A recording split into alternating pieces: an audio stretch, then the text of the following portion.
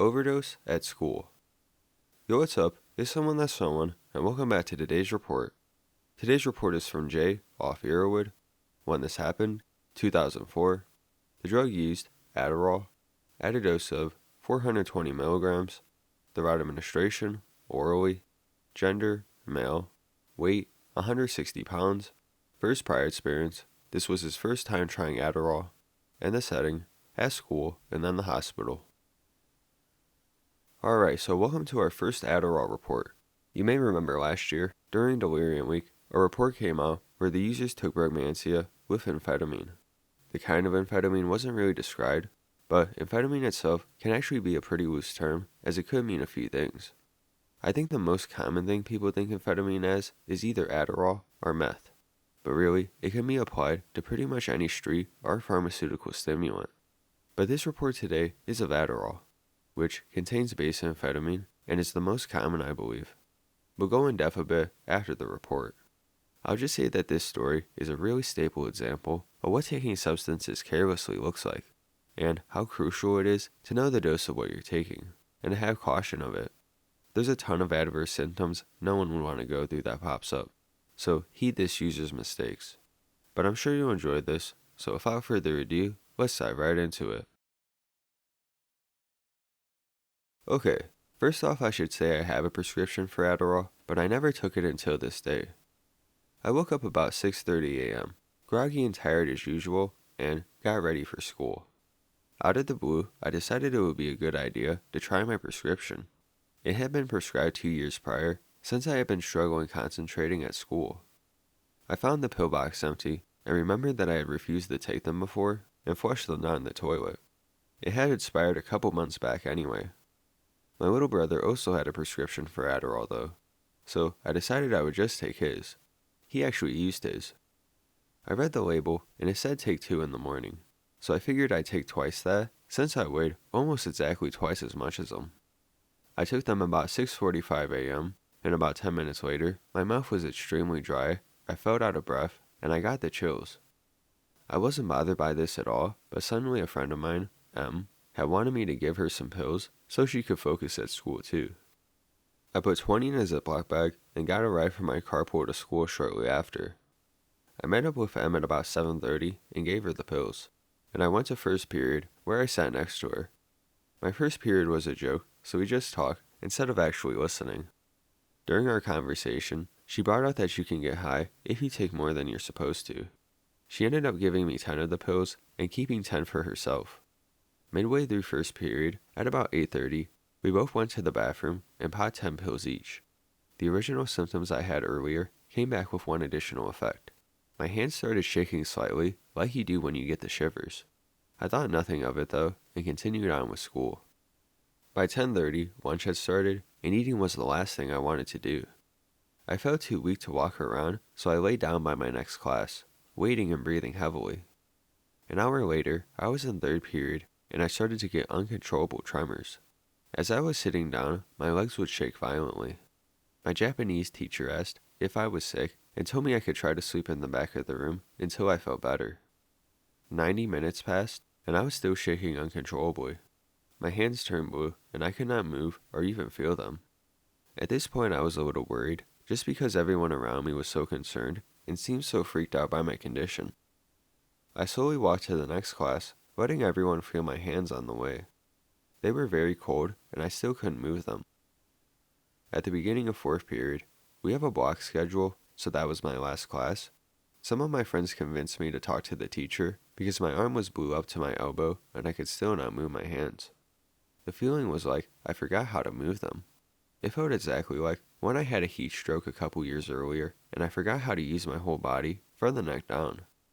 Learning how to walk again was a bitch, but thanks to intense physical therapy, I was back to normal within a few months when the doctors had told me I would never be able to walk again. Anyways, back to my story. I went to the nurse's office where she took my pulse and temperature. My heart was racing and my temperature was a little above normal, but I felt freezing. They asked me if I had taken any medicine, and I told them I had taken Adderall for the first time, but I had a prescription and that I thought I was just having an allergic reaction to it. They called my aunt, who picked me up around 2:30 p.m.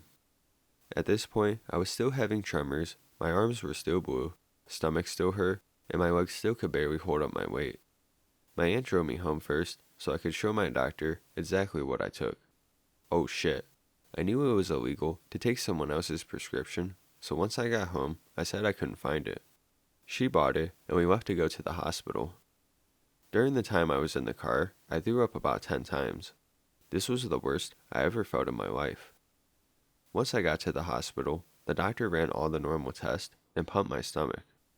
I told my doctor I had taken 4 pills, and the reason I said that amount because I knew there was no way explaining taking 14 when it says take 2. He then looked at me with surprise and that the most he'd ever prescribed someone was 2 pills a day.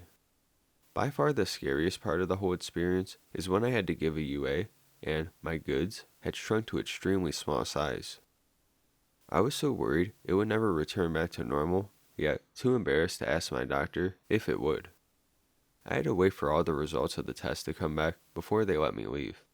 By the time I left, all the symptoms besides the dry mouth and stomach ache had pretty much disappeared. Later that night I called Em to find out she had also thrown up many times as well, but didn't have as bad of a reaction as me. I asked my doctor later about this, and he said it was probably something to do with body fat. I'm an athlete, and my body fat is only 5%. Both me and Em did not eat or sleep for 4 days. She lost 15 pounds, and I lost 10 in that same time.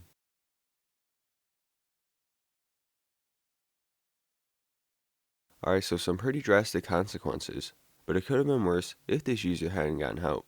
But finally, we're getting into one of the most commonly prescribed stimulants out there, one many people have experience with due to its ability to help bring productivity. Many people know this substance by the brand name of Adderall, and that it's commonly prescribed for those with ADHD or for something like narcolepsy or obesity. Specifically though, the active substance within Adderall is called amphetamine, which amphetamine itself is a racemic mixture, meaning it has 2 equally enantiomers that make up the molecule. These 2 parts are known as levoamphetamine and dextroamphetamine. These both could be isolated on their own.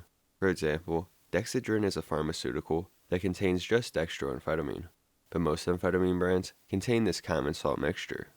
Dextroamphetamine is thought to provide the bulk of the effects, as both parts do act slightly different. In result, most mixtures end up having a ratio of 3:1, where a normal amphetamine mix is simply combined with dextroamphetamine. But amphetamine itself was first synthesized in 1887 and is a part of the phenethylamine class, which this serves as a parent compound for many other substituted amphetamines out there, like MDMA, methamphetamine, and more. It being a strong stimulant, pharmacologically, the way it acts is by mainly increasing the activity of norepinephrine and dopamine, mainly through our reward center, the mesolimbic pathway, and the striatum. I won't get into the specifics because there's a ton that goes on, but I will say there is significant activity on 2 receptors that are thought to be responsible for a lot of it. This includes agonism with the trace amine-associated receptor 1, and then inhibition with vesicular monoamine transporters. One thing that is found is that dextroamphetamine is a more potent agonist of this compared to levoamphetamine, which in result causes much more CNS stimulation. But we see levoamphetamine differs as it will provide stronger cardiovascular and peripheral effects. But besides this leading to effects on dopamine and norepinephrine, it will also have some slight activity with serotonin, glutamate, histamine, and even the opiate system. So with this activity and its wide availability, I don't think it's surprising to see recreational use out of this. But on the other side, this activity has shown to significantly help certain areas of the brain that those with ADHD need activity in. But as you should know, amphetamine and stimulants in general can be a problem area for many when it comes to addictiveness. The reasons can differ, but some may look to it too often to get them through something. The most common example being school and exams, or like a big project at work or something of the like, which, in a sense, it can be used efficiently as a tool at times for some, but it's when the frequency picks up with it is when things start getting messy. Like, if it's more than once a week and you aren't prescribed it, that's when I think you're in a risk area. You enter that space where it's questionable whether the benefit you're getting out of it is actually efficient or not, and whether if you're doing it to feel a certain way or to actually help out. One of the biggest things with stimulants is reinforcement and dopamine deficiency. you naturally can seek things out that will release dopamine while on them, over and over and over, until you dole yourself out on that thing. And commonly, this can include drug use, whether that be redosing the Adderall or indulging in something else, which will most likely just increase the overall health risk. This whole process, where it just starts to dampen the quality of your life, I think is probably the biggest risk with stimulants. But let's look back at today's report, specifically that perception that brought them to that point and what happens within an overdose. Again, I brought this up earlier, but this report really does stress how you can't be careless when it comes to drug use. Granted, when we look at the LD50, you're going to need an astronomical dose, but just because it didn't kill this user doesn't mean he wasn't in danger. There is evidence that demonstrates that high doses of amphetamine most likely will cause indirect neurotoxicity, on top of there being a strong physical strain. I think the biggest concern comes with a potential cardiovascular issue, especially if you're a prone individual, as stimulants in general will increase the heart rate and blood pressure. But other symptoms like tremors, urinary problems, agitation, increase in body temperature, dehydration, and more can all pop up. And when his skin turned blue, this is most likely explained by a lack of oxygen. Such a high dose was probably affecting his body's ability to efficiently fill itself with proper oxygen, which this is thought what would cause neurotoxicity. Besides that, there is also the risk of stim psychosis, which typically happens when the dopamine receptors are overloaded, but luckily the user didn't enter this state. But yeah, this report really showed well the consequences of what happens when you just go with the thought of taking drugs versus researching them and being aware of what would actually happen. If this was something different, this report very well could have been an autopsy rather than an experience. Just never assume you know all there is to know about something, especially when the reality is you really don't know anything about it. So if you enjoyed this and want to see more on Adderall, let me know down below and we can do more. If you have your own report you want to see read, send it in to the link below or email me. There's some exclusive content on my Patreon you can also check out, but make sure to peep the socials, hit the like button, and subscribe. It's been someone that's someone, and I'll see you guys next time. Peace out.